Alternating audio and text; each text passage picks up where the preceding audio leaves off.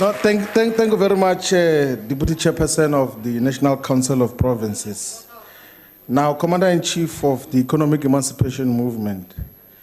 Part of the reasons why the progressive forces in 1917 pursued the great socialist October Revolution was because of the decisive and truthful, honest leadership of Vladimir Ulyanov Lenin, who said in 1905, after the first round of the revolution, in a perspective called "No Falsehood, our strength lies in stating the truth." He said, "We must speak the truth, therein lies our strength.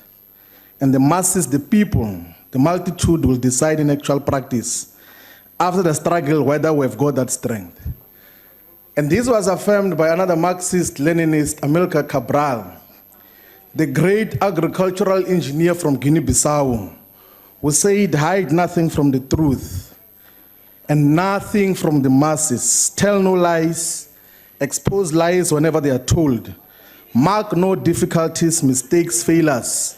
Claim no easy victories."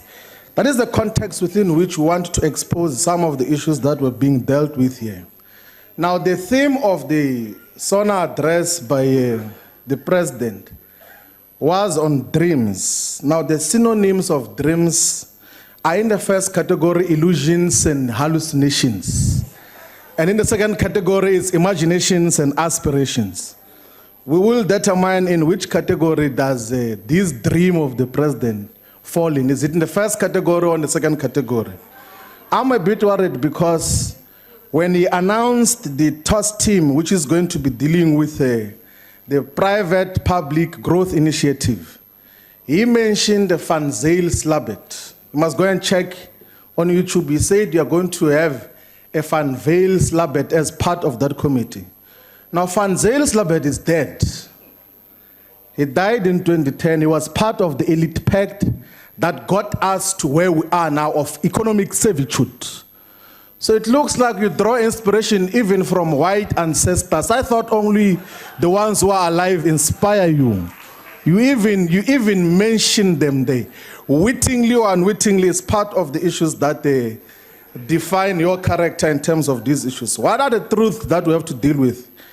Number one is that the National Development Plan is off the rail. If it was the illusionary train that you speak about, it is not a bullet train. It is actually a coal train. It is a coal train which is going in an opposite direction. One, the projections that all NDP aspirations are based on was that the economy must grow by an average of 5-6% annually up until 2020 and later on to 2030. None of that is happening. The economy is growing in the negative.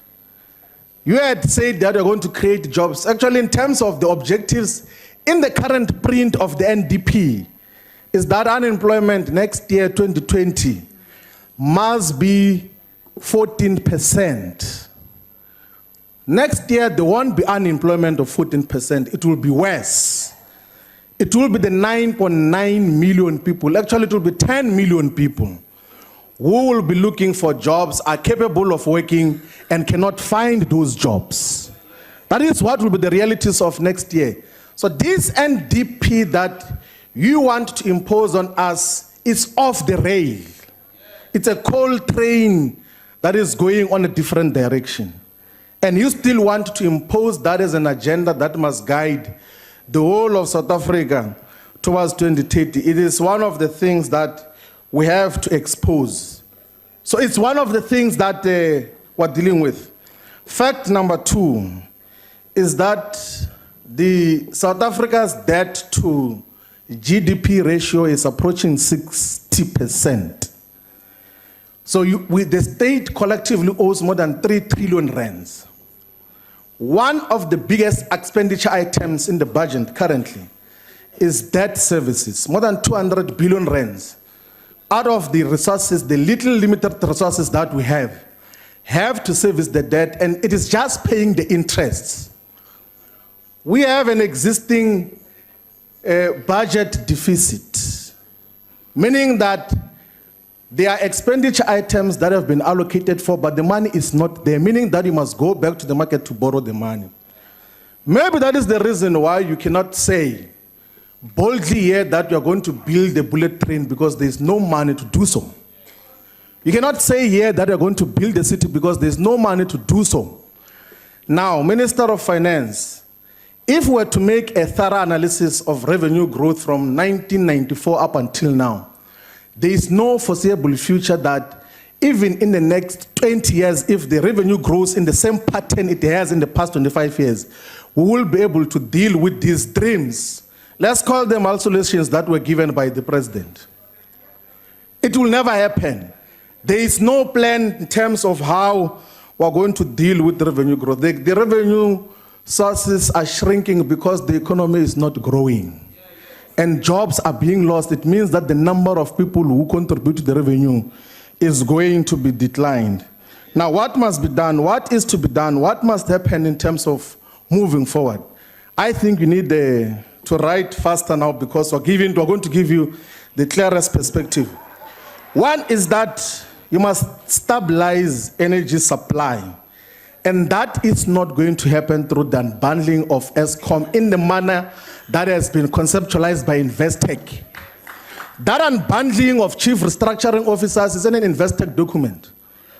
Part of the contributors to the 400 million that was utilized for NASREC conference. It comes from there. Go to the annual report of Investec, you will see chief restructuring officer unbundling shared 20,000 jobs in Eskom. And that is what we are supposed to be dealing with. You can't unbundle Eskom in the current crisis that it is experiencing.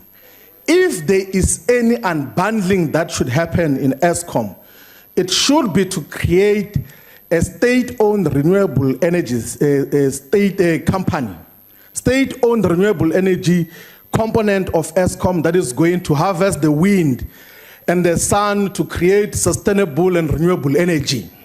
That is number one. Number two should be to focus separately on the construction of a nuclear power station in a fiscally neutral way, Minister of Finance. You can have a build, operate, transform model that can be able to stabilize the energy supply from Eskom without affecting the fiscus in the manner in which is being proposed.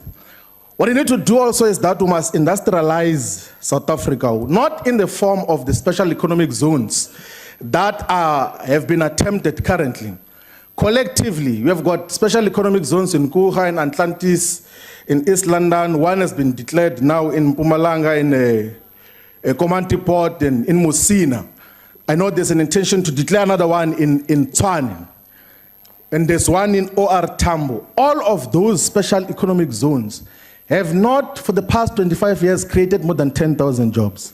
Their contribution to the GDP is less than 1%. So if you continue in that model of special economic zones, you must know that you can't achieve anything.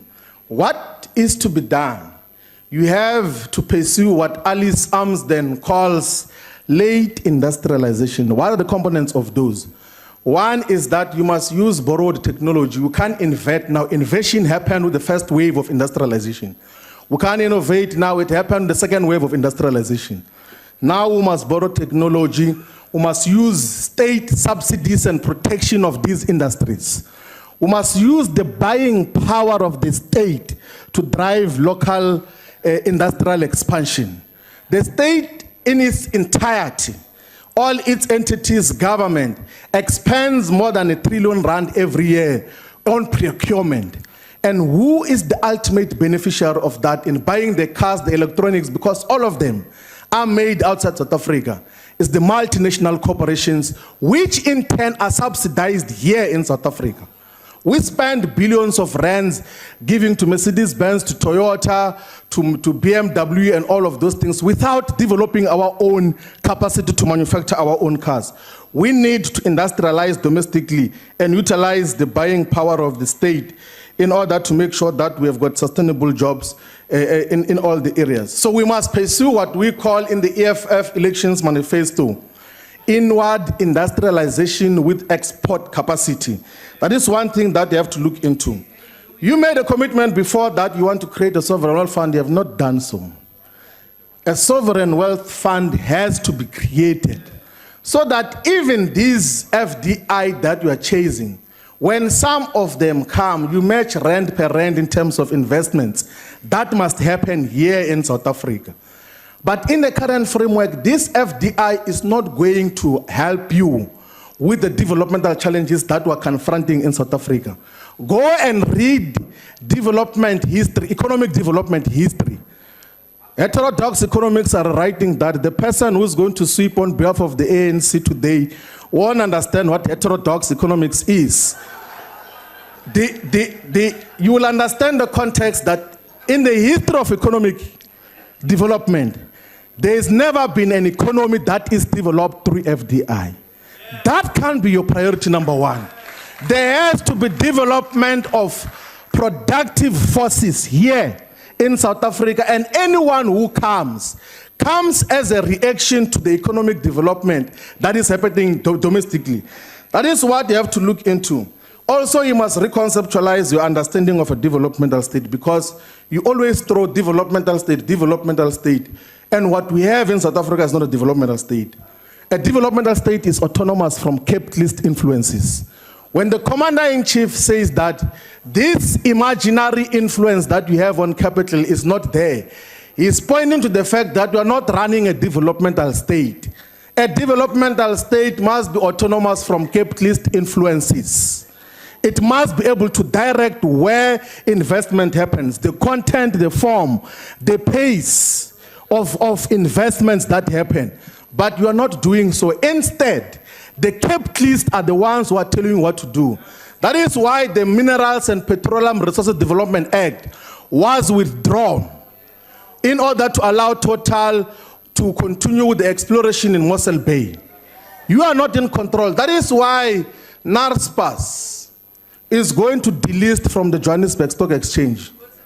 The government employees pension fund exposure to NARSPAS is worth more than 250 billion rands. But they're going to delist from the JSE number one, and they're going to unemploy more than 2,000 workers. One day is government exposure. You are not in charge. There is no developmental state that is happening under your watch, so we must not deal with that in the different form. Now, the founding manifesto of the EFF has got a pillar that speaks to the decentralization of development and building of new cities. We do not imagine it. We do not say as an imagination. We're not hallucinating about it. We're not illusionary about it. And we say that this has to be a concurrent effort in different areas. Massive investments in terms of allocation of resources, development of infant industries and protect them, domestically owned industries, and have all these cities developing in a manner that is going to deliberately depopulate Gauteng and Cape Town and Durban. Because in their current spatial framework, they cannot accommodate the number of people that they're having now. The infrastructure is going to be clogged, all of it in terms of sanitation and a variety of other things. 14 million people in Gauteng in the space that it has is not sustainable. How do you achieve a different perspective? We develop the areas where the people who stay in Gauteng are coming from. And that can happen only through a deliberate, decentralized development and building of other cities. Now, in the sixth parliament, the EFF, as the only socialist, Marxist, Leninist organization in South Africa, is going to table the following legislations. Number one will be the South African Reserve Bank Amendment Bill to make sure that we discontinue private ownership of the South African Reserve Bank, joining 90% of central banks in the world. Number two, we're going to then enact a bill on the creation of a sovereign wealth fund. Model it around the Norwegian sovereign wealth fund, which in the current financial year has contributed an equivalent of 500 billion to the fiscus of Norway. We're going to retable a proper Minerals and Petroleum Resources Development Act to put clear conditions in terms of what should be the exposure of the state in terms of ownership of the new petroleum and mineral projects. We're going to table a clear anti-tax avoidance bill that is going to deal with the question of base erosion and illicit financial flows, because commitments have been made here that is going to be dealt with, and no one seems to be having the courage to come with a clear legislation to deal with base erosion. We're going to then finalize the process of having a state-owned bank. We're going to table a legislation on the insourcing of all government workers, because we need to detenderize the state. We must give it the capacity to take us forward, because we are the only organization that can provide leadership in this country. What is happening here, it's new objectives after new objectives. It's directionlessness. The ANC is defined by directionlessness. There's no clarity of what you seek to achieve. That is why you come and blow hot air here. And then a person who blows hot air is a clown from the NCOP, and then you give him a standing ovation. And that is what you achieve. And then you are even miseducating these children. I mean, like, well, the youth. A youth comes here and says that today we're marking the anniversary of the Freedom Charter. The Freedom Charter was adopted on the 26th of June, Nompendulo, Honorable. Not on the 20th, it was adopted on the 26th of June, 1955.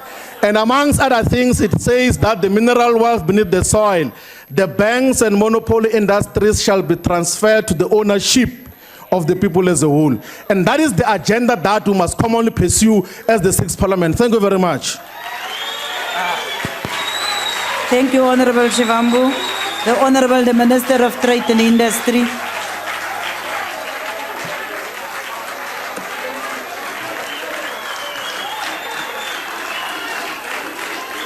Thank you, Honorable Members. The House is adjourned. Thank you.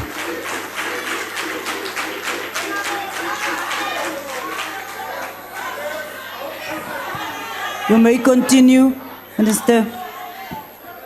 Mr. President, House Chairperson and honorable members, fellow South Africans. Hey, House Chairperson, we're going to start collecting tuition fees for this free education we're giving you.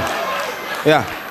1,500 is the entrance cost now. Can please sit down. We can't keep educating you every day. Thank you, Honorable Member. Entrance Can fee. you please sit down? Thank you. You may continue, Minister.